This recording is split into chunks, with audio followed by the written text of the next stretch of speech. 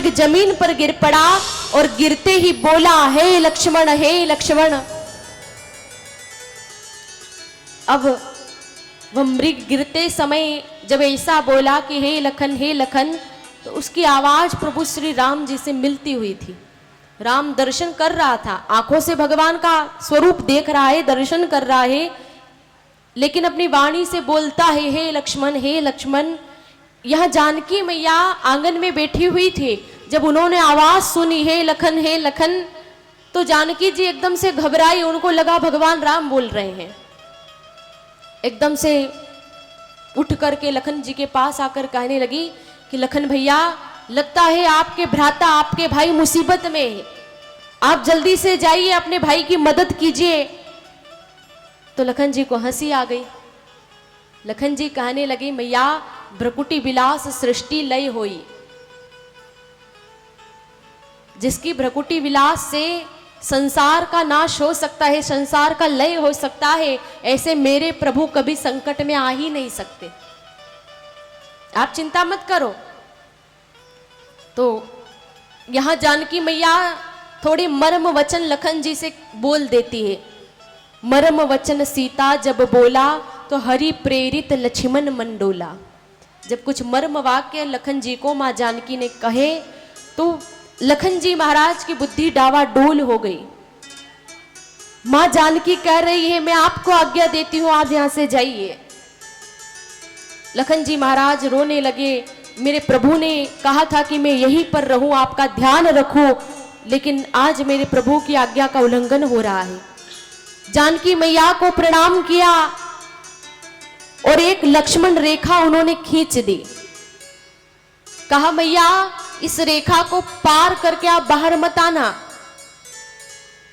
मैं जब तक प्रभु को लेकर के लौट ना आऊं, तब तक आप आश्रम में ही रहना, इस रेखा को पार मत करना।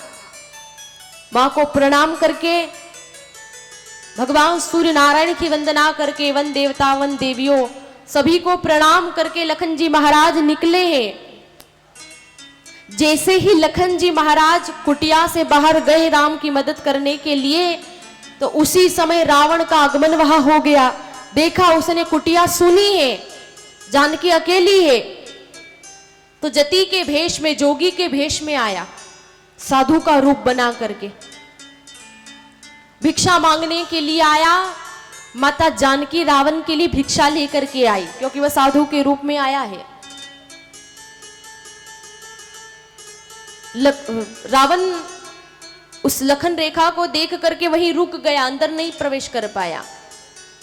और प्रारंभ में माता जानकी ने भी लक्ष्मण रेखा पार नहीं की, पर मां जानकी विचार करती है कि अगर ये रेखा पार नहीं करूंगी तो जो लीला आगे करनी है वह लीला हो नहीं पाएगी।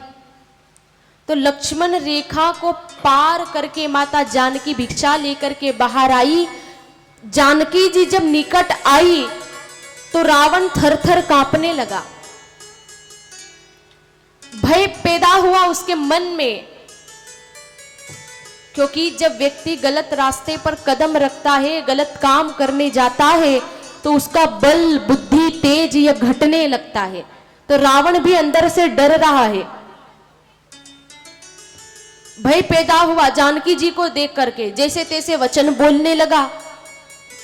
तो जानकी जी कहने लगी, महाराज, आप तो किसी दुष्ट की तरह वचन बोल रहे हो। बोले, वचन दुष्ट की नाई, मुझे तो नहीं लगता कि आप कोई महात्मा हो, कोई संत हो। रावण समझ गया, मैं जानकी के आगे ज्यादा देर ठहर नहीं सकता, राम या लखन में से कोई आ गया तो मुश्किल हो जाएगी। तो उसने अपना वह राक्षसी रूप प्रकट कर लिया और कहा कि जानकी में लंका का अधिपति रावण हो। जानकी दी एकदम घबराई, कहने लगी, दुष्ट ठहर, अभी भगवान आ रहे होंगे, तेरा वध करेंगे। रावण ने सोचा देर करना बेकार है, मन ही मन उसने माता जानकी को प्रणाम किया और जानकी जी को उठा करके वह अपने रथ के अंदर बिठा लेता है। मां जानकी को उसने रथ के अंदर बिठाया और जानकी जी का अपहरण करके वह उन्हें गगन मार्ग से, आकाश मार्ग से ले जाने लगा। मां जानकी खूब रोती है, खूब आक्रंद कर रही है, पर कोई सुनने वाला नहीं। एक गिद्धराज जटायु निकला, जिसने माता जानकी की रक्षा करने के लिए अपने प्राणों की आहुति दे दी। गिद्धराज जटायु आया, देखा कि जानकी जी का वह दुष्ट अपहरण करके ले जा रहा है, मैया रो रही है। तो गिद्धराज जटायु बोले कि बेटी चिंता मत कर, मेरे होते हुए यह पापी तुझे नहीं ले जा सकता। और गिद्धराज जटायु युद्ध करने के लिए आया रावण के पास, खूब युद्ध लड़ा उन्होंने। रावण विचारने लगा कि यह मुझे मार तो नहीं पाएगा, लेकिन विघ्न जरूर डालेगा। तो उस दुष्ट रावण ने गिद्धराज जटायु के पंख काट दिए, घायल कर दिया, उनको जमीन पर गिरा दिया। गिद्धराज जटायु घायल होकर के जमीन पर गिर पड़े और वह पापी दुष्ट रावण मां जानकी को ले करके जाने लगा। ऋषमुख पर्वत की ओर से जा रहा था। उस पर्वत पर वानर राज सुग्रीव रहते थे।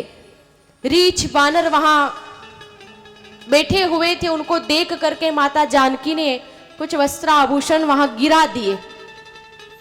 सुग्रीव ने उनको उठा लिया और संभाल करके रख दिया। माता जानकी को लेकर के रावण चला गया लंका के अंदर, और वहां लंका में अशोक वाटिका में अशोक वृक्ष के नीचे उसने माता जानकी को बिठा दिया। राक्षसियों से कहा इन्हें खूब दुख दो। उसने जानकी को प्राप्त करने का खूब उपाय भी किया, पर सफलता नहीं मिली उसे। राक्षसियां माता जानकी को खूब कष्ट देने लगी, खूब दुख देने लगी। इधर भगवान श्री रामचंद्र जी उस मारीच का उद्धार करके जब वापस आ रहे थे, तो देखा कि लखन सामने से आ रहे हैं।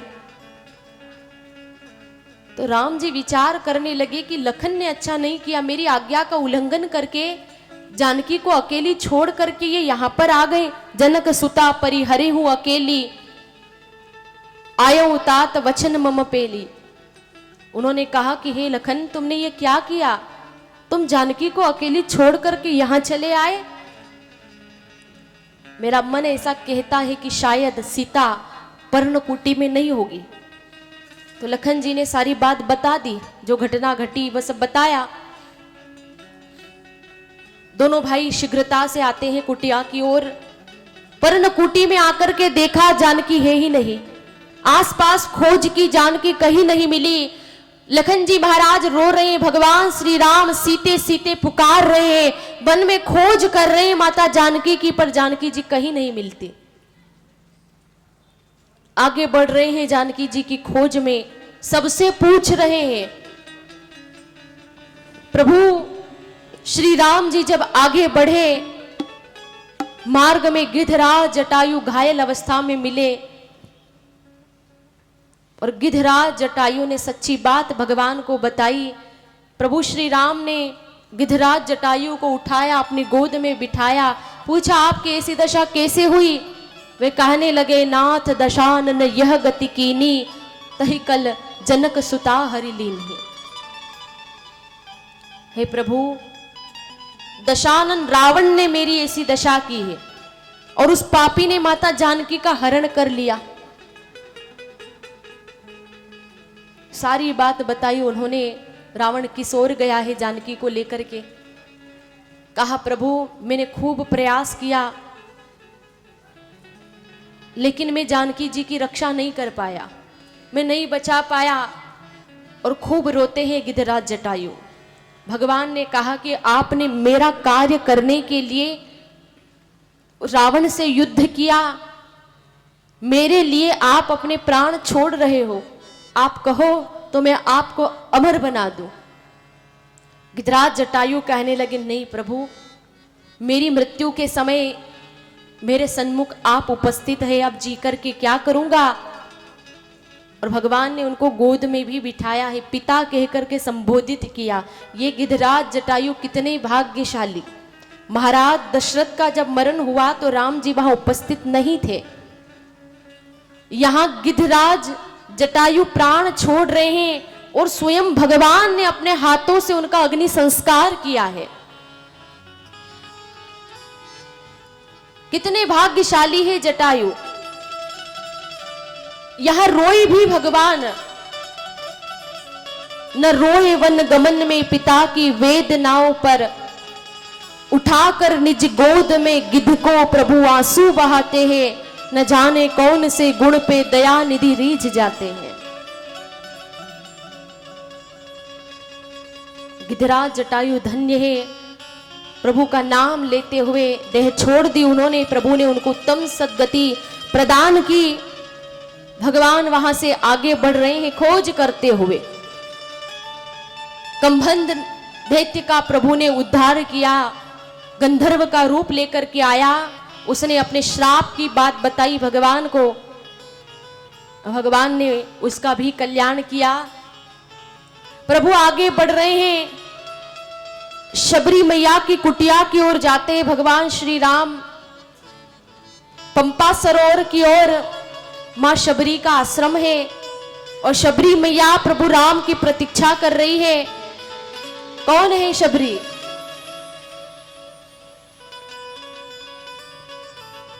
शबरी जी के विषय में कथा आती है कि माता शबरी राजा शबर की पुत्री थी, भील जाति में उत्पन्न हुई, कर्म से बहुत महान थी।